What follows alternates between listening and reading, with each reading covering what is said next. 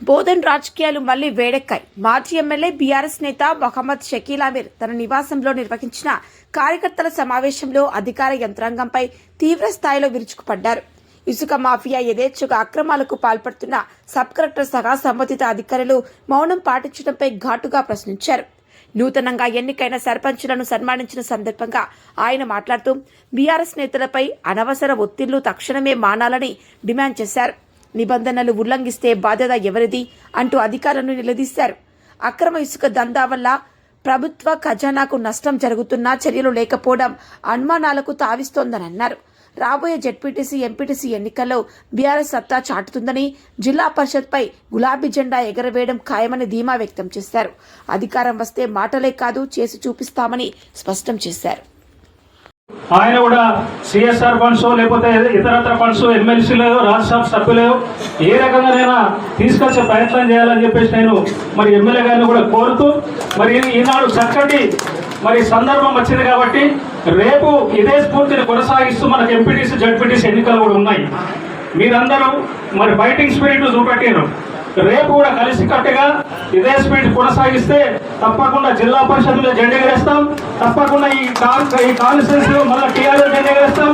ఈ రాష్ట్రంలో కూడా కేసీఆర్ నాయకత్వాన్ని బలపరిచి మళ్ళీ కేసీఆర్ గారిని ముఖ్యమంత్రిగా చూసుకోవాల్సిన బాధ్యత కూడా మన మీద ఉంది కాబట్టి ఆ గురుతర బాధ్యత మీరందరూ గుర్తెరిగిరు, కష్టపడుతున్నారు కాబట్టి మాకు పూర్తి విశ్వాసం ఉంది. మళ్ళీ కష్టపడి రేపు జరగబోయే ఎంపీటీసీ, జడ్పీటీసీ, మున్సిపల్ ఎన్నికల్లో మళ్ళా సత్తా చాటుతారు, ఘనంగా సత్తా చాటుతారని చెప్పేసి విశ్వాసం ఉంది. కాబట్టి మరి భవిష్యత్తులో ఇదే పోరాట పట్టుమను, ఇదే ఫైటింగ్ స్పిరిట్ ను మనం కొనసాగించాలని చెప్పేసి మీ అందరితో తెలియజేసుకుంటూ ఈ రోజు అనేక దొంగ హామీలతోని, అనేక మోసపు వాగ్దానాలతోని, అనేక రకరకాల జిమ్మికులతో ఈ రోజు ప్రభుత్వం ఏర్పాటు చేశారు. ప్రభుత్వం ఏర్పాటు చేసిన తర్వాత ఒక్క పని కూడా 6 గ్యారెంటీలు ఉన్నారు, ఒక గ్యారెంటీ మాత్రం ఇచ్చారు.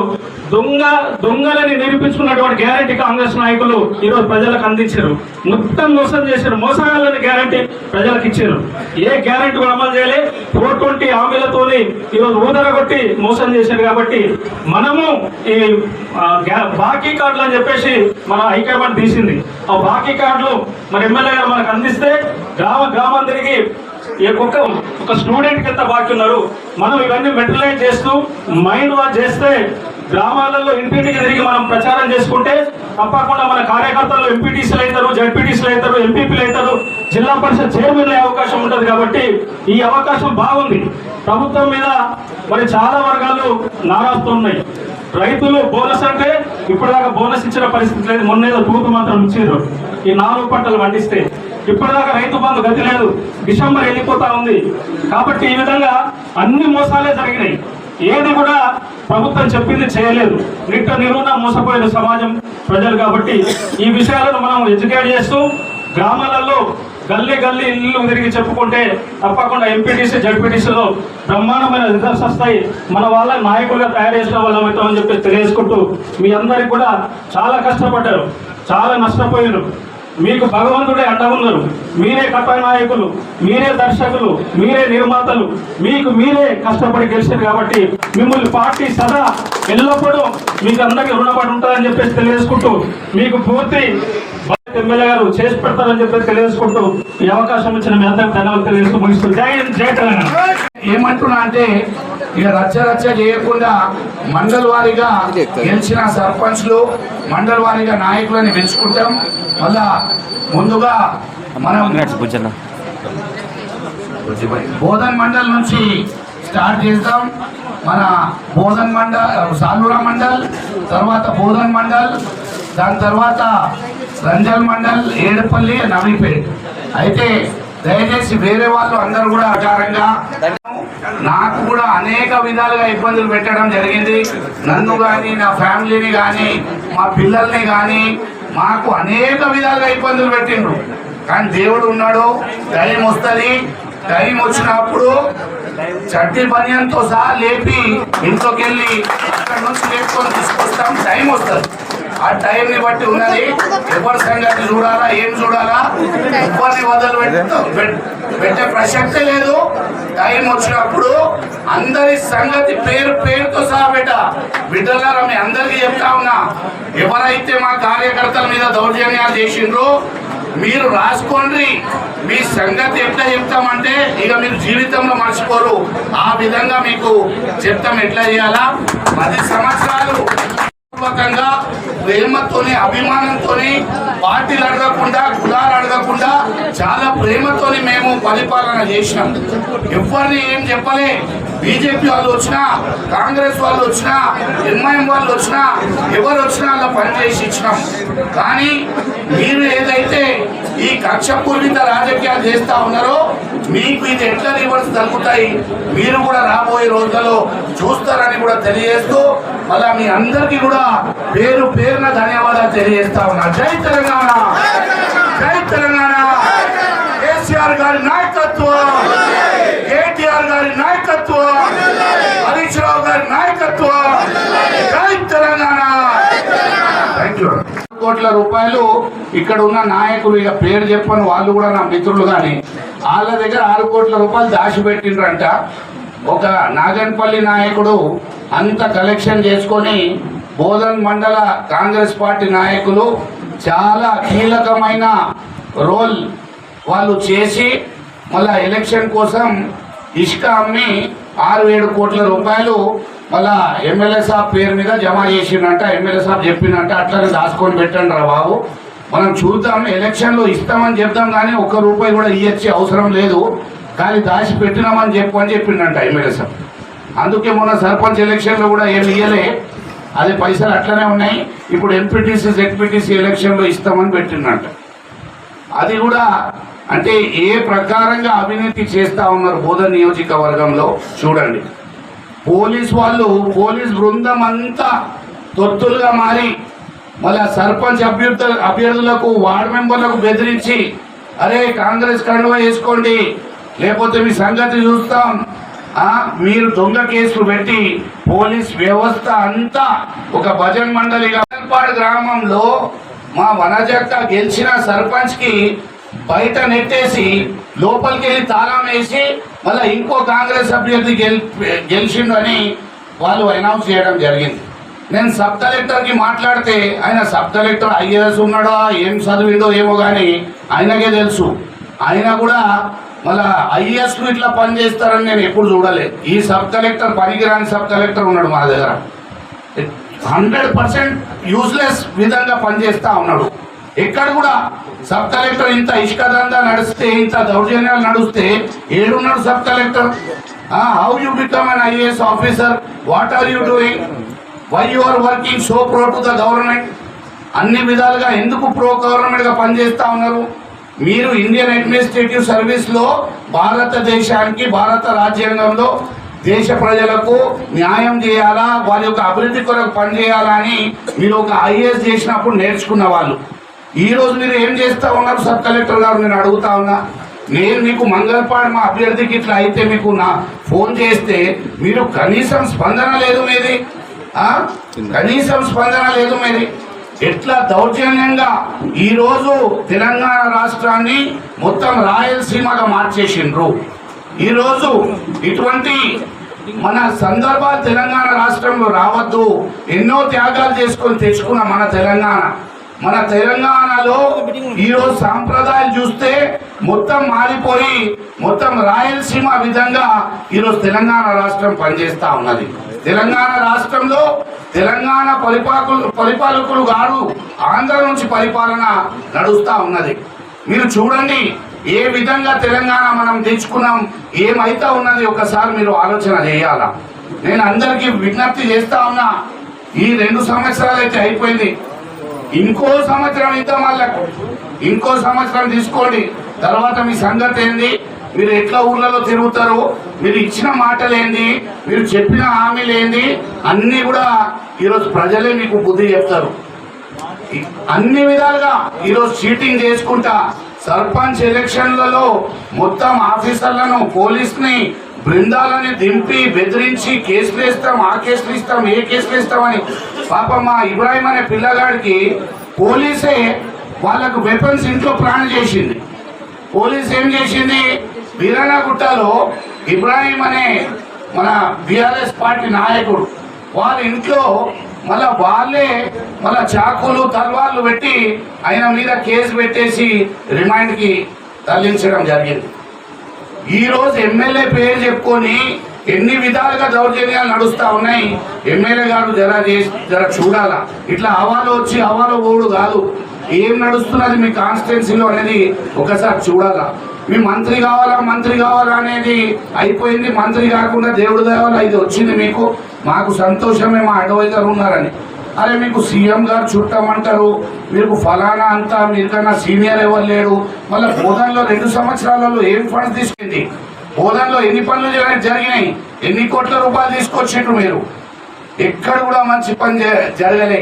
ఏదైనా మంచి పని జరిగితే ఒక 4 ఎకరాల భూమి మన అదే ఇస్కాన్ కి ఇవ్వడం జరిగింది. అది ఆ ఫైల్ కూడా మనమే పెట్టినాం. ఆ ఫైల్ మేము పెట్టి తయారు చేస్తే అది కూడా 2 సంవత్సరాలు తిప్పి ఇచ్చింది వాళ్ళకి పాపం. అది రెడీ ఉండే ప్రొసీడింగ్.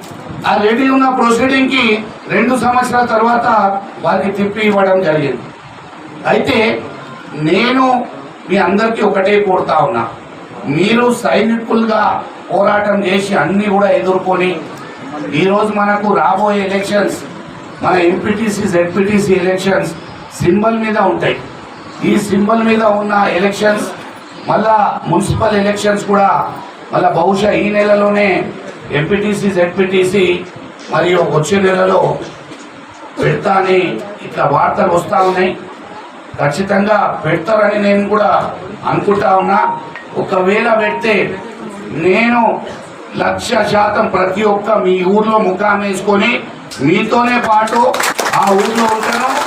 ప్రతి ఒక్క ఎంపీటీసీని, ప్రతి ఒక్క జెడ్పీటీసీని గెలిపించి మళ్ళా జిల్లా పరిషత్ నిజామాబాద్ లో గులాబీ జెండా మళ్ళా ఎగరవేస్తామని కూడా మీ అందరికీ ఉన్నా. దయచేసి ఏదైతే కేసులు పెడతా ఉన్నారో ఈ ఒక్క నెల దాటినాక ఫిబ్రవరి నుంచి ఒక ప్రత్యేక లాయర్స్ బృందం కానీ మన ఆఫీస్ కానీ ఏర్పాటు చేసుకొని మన వాళ్ళకి ఏ సమస్యలు వచ్చినాయి, ఏ విధంగా ఆదుకోవాలా. ఇప్పుడు మన గెలిచిన సర్పంచ్ ఉప సర్పంచ్లకు నేను విజ్ఞప్తి చేస్తా ఉన్నా, ఏదో ఆశ చూపించి మళ్ళీ మీరు వచ్చేయండి, రూలింగ్ పార్టీ ఉన్నది కదా, ఫండ్స్ రావు, ఫండ్స్ అలా అబ్బా సొత్తు కాదు. ఈ సర్పంచ్లకు వచ్చిన ఫండ్స్ సెంట్రల్ ఫండ్స్ వస్తాయి. అది న్యాయపరంగా ఇవ్వాల్సిందే. ఎక్కడ కూడా మీకు తేడా లేకుండా వారు అంటే వారి యొక్క పరిధిలో లేదు. మీకేమైనా ఇవ్వాలంటే వారి పరిధిలో లేదు. అది ఖచ్చితంగా సెంట్రల్ ఫండ్స్ కాబట్టి 100% యూనిఫైడ్గా మీ అందరికీ ఆ ఫండ్స్ వస్తాయి. ఎవరి గురించి భయపడే అవసరం లేదు. ఎక్కడైనా అన్యాయం జరిగితే నేనున్నాను, ఎక్కడైనా అన్యాయం జరిగితే వాళ్ళ సంగతి అనేది మనం చూద్దాం. ఇక మీకు ఏదో బెల్లం పెట్టి వచ్చేయండి, చలో గవర్నమెంట్ రూలింగ్ ఉన్నది, ఆడ పోయినాక ఏముండదు, ఇట్లా చప్పట్లు కొట్టాలా, ఏముండదు. ఆడ మన పార్టీ వాళ్ళు కొంతమంది వెళ్ళిపోయిండ్రు పాపం, కాంగ్రెస్ వెళ్ళిపోయినాక ఆ దర్వాజా కాడ నిలబెట్టిండ్రు. ఆ సందర్భాల్లో మన మధ్య కూడా కోఆర్డినేషన్ లేకుండా అనేక పరంగా ఇబ్బందులకు గురైనాం. అయితే నేను మీకు అందరికీ ఒకటే మాట అంటున్నా, ఇప్పుడు మనం యునైటెడ్ ఉండాలా భయ్, ఇట్లా ఉండాలా. ఇట్లా కొడితే ఎట్లా కొడుతున్నాం, దెబ్బ తగులుతుందా లేదా, ఇట్లా కొడితే తగులుతుందా, తగలదు కదా భయ్. ఏం చేసిండ్రు, మీ కడుపులో ఉన్న ఇబ్బంది ఇప్పుడు మీకు బాధపడుతున్నారు చెప్తున్నారు. నా ఇబ్బంది, నా సంగతి ఏంది? నేను అందరినీ కడుపులో పెట్టుకొని ఇంత ప్రేమతోని ఆప్యాయతతోని కాపాడుకొని, కానీ ఓటమి గెలుపు అనేది సహజం. మీకు ఏం చేస్తాం దాంట్లో, అది మనం కోషిష్ చేసినాం. అది దేవుడు ఆశీర్వాదం ఉండాలా, కొన్ని పరిస్థితులు ఉంటాయి. కానీ ఓడిపోతే మనం ధైర్యం కోల్పోయి మనం ఇట్లా పడి ఉంటే మన లీడర్షిప్ అనేది ఎప్పుడు కూడా పెరగదు. మనం కొట్లాడాలా, పోరాటం చేయాలా. 100% మళ్ళా మీకు అవకాశం వస్తుంది. ఎవరైతే ఈ ఎలక్షన్లలో ఓడిపోయినరో వాళ్లకు మొదటి ప్రాధాన్యత ఇచ్చి ఎంపీటీసీ ఎలక్షన్లో మళ్ళీ వారికే నేను 100% వారికి నామినేట్ చేసే విధంగా మళ్ళీ వారికి ఆర్థికంగా కానీ ఇంకో విధంగా కానీ ఆదుకొని మళ్ళీ ఈ ఎంపీటీసీ ఎలక్షన్లలో ఎంపీటీసీలని జెడ్పీటీసీలని పెద్ద ఎత్తున మనం అందరం కలిసి గెలిపించుకుందామని కూడా మీ అందరికీ కోరుకుంటా ఉన్నా. దయచేసి మీరు బాధపడద్దు. ఎవరైతే పైసలు ఖర్చు పెట్టుకున్నారు, ఇబ్బంది పడిండ్రు, కొన్ని ఓట్లతోనే ఓడిపోయిండ్రు, అనేక ఇబ్బందులు. మా మహమూద్ చూడండి ఎంత కొట్లాడిండు. ఆయన ఏఆర్పి మళ్ళా కాంగ్రెస్ గ్రామం అక్కడ మొత్తం వ్యవస్థనైనా దించేసిండ్రు. ఏఆర్పిలో కూడా మొత్తం వ్యవస్థ అనేక విధాలుగా ఇబ్బంది పెట్టిండ్రు పాపం. ఆయన రాత్ భర్ దిన్ భర్ పోలీస్ వాళ్ళు అక్కడ ఆఫీసర్ వాళ్ళ ఫేవర్ లో అనేక విధాలుగా దౌర్జన్యాలు చేసిండ్రు. కానీ మా టైం వస్తుంది. దయచేసి సర్పంచ్లు, గెలిచిన సర్పంచ్లు, వార్డు మెంబర్లు, ఉప సర్పంచ్లకు విజ్ఞప్తి చేస్తా ఉన్నారు. ఈ ప్రభుత్వం 2 సంవత్సరాలు అయిపోయింది ఆల్రెడీ. మీరు గెలిచింది 5 సంవత్సరాల కొరకు. వచ్చే ప్రభుత్వం మన ప్రభుత్వం. మన ప్రభుత్వంలో అన్ని విధాలుగా మీ అందరికీ ఆదుకుంటాం. అనేక విధాలుగా ఫండ్స్ వస్తాయి. అనేక విధాలుగా గతంలో ఎట్లయితే అభివృద్ధి చేసుకున్నామో మళ్ళా ఇంకా వచ్చే రోజులలో ఇంకా బాగా అభివృద్ధి చేసుకుందామని తెలియజేస్తూ, మళ్ళా ఈ ఎలక్షన్లలో బీఆర్ఎస్ పార్టీకి సపోర్ట్ చేసిన బోధన్ నియోజకవర్గ ప్రజలకు, అక్కా చెల్లెళ్లకు, అన్నాదమ్ములకు, మా బీఆర్ఎస్ పార్టీ సైనికులు, కార్యకర్తలు, నాయకులు అందరికీ కూడా పేరు పేరున ఉదయపూర్వకంగా నమస్కారం తెలియజేస్తూ, మళ్ళా మీ అందరికీ కూడా గెలిచిన సర్పంచ్లు, వార్డు మెంబర్లు, ఉప సర్పంచ్లు అందరికీ కూడా పేరు పేరున శుభాకాంక్షలు తెలియజేస్తూ, మళ్ళా రండి మహేందర్ రా, మా టైగర్ మహేందర్ కూడా ఆకాంక్షలు. రంజల్ బుజ్జి అన్న వచ్చిందా? బుజ్జి అన్న రంజల్ బుజ్జి గారికి కూడా ప్రత్యేకంగా, నాలేశ్వర్ శ్రీను గారికి, అభంగపట్నం సతీష్ గారికి, మీ అందరికీ కూడా స్పెషల్లీ మా నరసయ్య సాబ్కి. నరసయ్య సాబ్ అయితే ఇక రేపు ఎమ్మెల్యే పోటీ చేస్తే ధన్మని సుదర్శన్ రెడ్డిని ఓడగొట్టేస్తాడు. నా అవసరమే లేదు, ఒకటే చెప్పచ్చు కథం. అట్లా బ్రహ్మాండంగా గెలుపు పొందిన మా నాయకులకు అందరికీ పేరు పేరున హృదయపూర్వకంగా శుభాకాంక్షలు. వేదికని అలంకరిస్తున్న గౌరవనీయులు పెద్దలు వీరదావర్ గంగారెడ్డి గారు, అలాగే మన బీఆర్ఎస్ పార్టీ మండల పార్టీ అధ్యక్షులు గౌరవనీయులు నర్సయ్య గారికి, సంజు గారికి, శ్రీరామ్ గారికి, భూమిరెడ్డి గారికి, నరసింహరావు గారికి, అలాగే రవికిరణ్ సార్ గారికి, మాజీ ఎంపీపీ శ్రీను గారికి, అలాగే గౌతమన్న గారికి, అలాగే వేదికని అలంకరిస్తున్న పెద్ద నాయకులు అందరూ కూడా, నాతో పాటు ఉన్న అక్కా చెల్లెలు, మళ్ళా మా శ్రీమతి ఆయిషా గారికి, అలాగే ఇక్కడ పెద్ద ఎత్తున విచ్చేసిన బీఆర్ఎస్ పార్టీ కార్యకర్తలకు, అలాగే సింహంలా కొట్లాడి గెలిచి వచ్చిన మా సర్పంచ్లకు, వార్డు మెంబర్లకు అందరికీ కూడా పేరు పేరున హృదయపూర్వక నమస్కారం.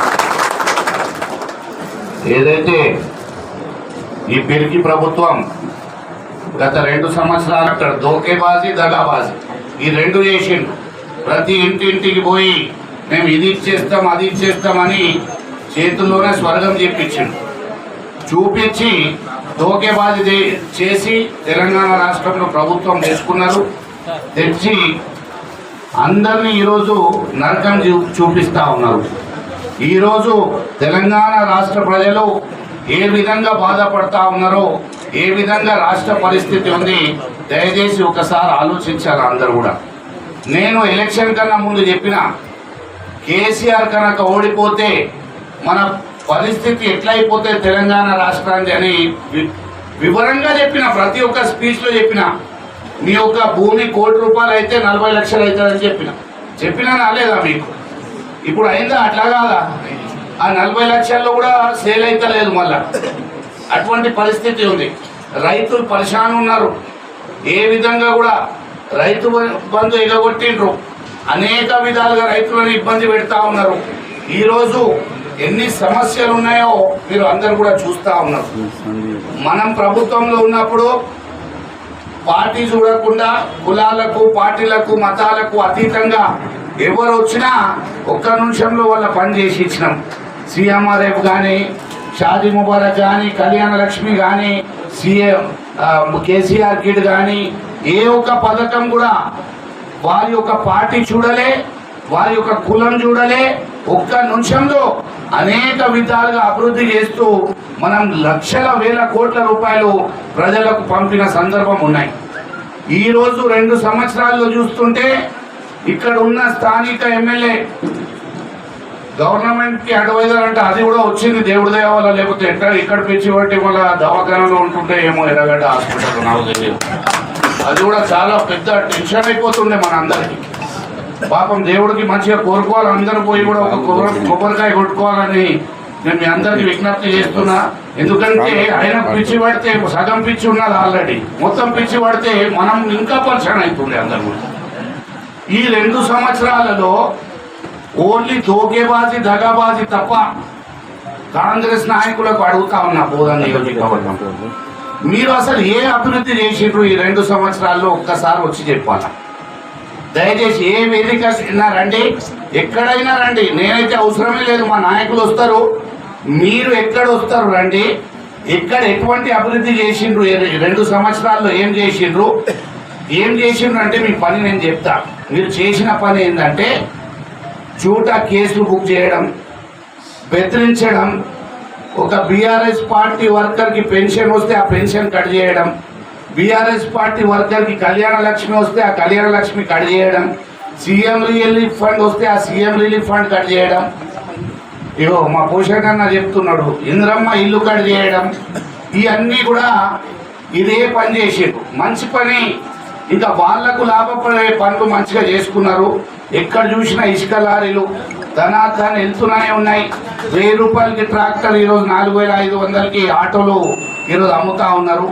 అక్కడ తగ్గేలిలో రైస్ మిల్ కాడ అక్కడ చూస్తే ఒక వందలాది బండ్లు ఒక 6 కోట్ల రూపాయలు ఎలక్షన్ కోసం వసూలు. మన ఛానల్ ని వెంటనే సబ్స్క్రైబ్ చేసుకుని పక్కనే ఉన్న బెల్ ఐకాన్ కొట్టేసి నోటిఫికేషన్ ఆన్ లో పెట్టుకోండి.